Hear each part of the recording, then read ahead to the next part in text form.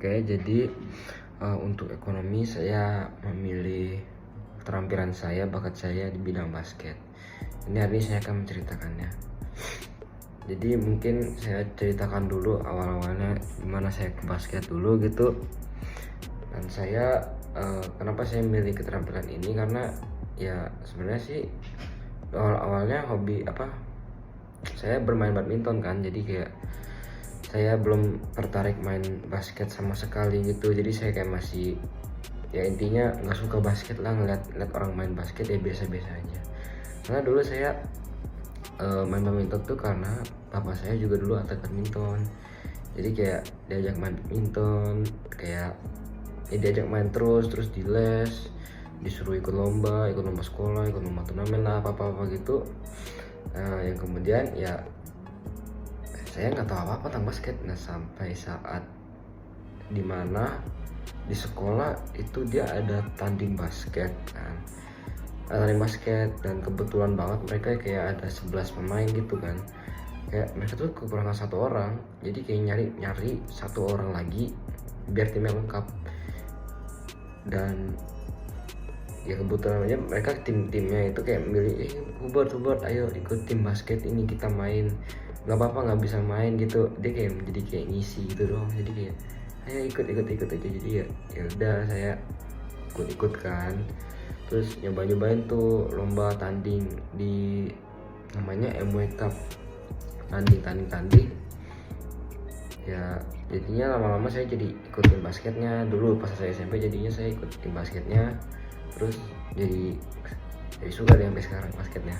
Jadinya udah nggak badminton lagi, jadi saya jadi fokus hobi basket sekarang. Kemudian tentunya basket ini ya bisa lah dimasukin ke dunia berpengaruh di dunia kerja ya.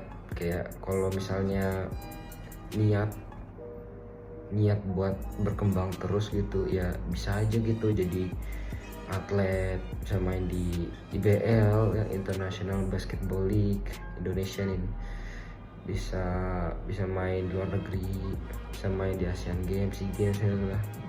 Nah itu kalau diseriusin itu bisa jadi kayak kerja utama buat kita gitu, buat saya untungnya. Dan kemudian ini pengorbanan saya dalam bermain basket tuh ya seperti misalnya kayak, tentunya yang pertama biaya ya. Pasti kalau mau les atau latihan basket itu pasti keluar biaya. Nah itu menurut saya pengorbanan sih. Terus yang kedua mungkin ya, ibaratnya kalau murid-murid biasa sekolah itu kan mereka di rumah belajar, kalau ada formatif mereka belajar kan ya. Dan kalau saya les basket itu kan kayak misalnya ada ulangan di hari Senin, kemudian hari Minggunya saya ada latihan, atau harusnya Sabtu Minggunya latihan. Jadi kan saya waktu belajarnya kan nggak ada gitu kan, harus kalau maupun saya belajar dari jauh-jauh hari. Nah jadi itu saya harus mengorbanin waktu belajar saya, ya mengorbanin waktu persiapan saya untuk formatif, sumatif, dan tugas lain-lainnya.